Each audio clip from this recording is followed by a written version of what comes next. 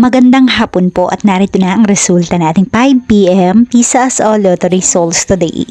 Ngayong araw po ng Thursday, May 21, 2026. At para po sa draw natin ngayon ay ang 3D Lotto at ang 2D Lotto. At para po sa Lotto More updates, pasubscribe na lang din po ako sa aking channel at pahit na din ng notification bell.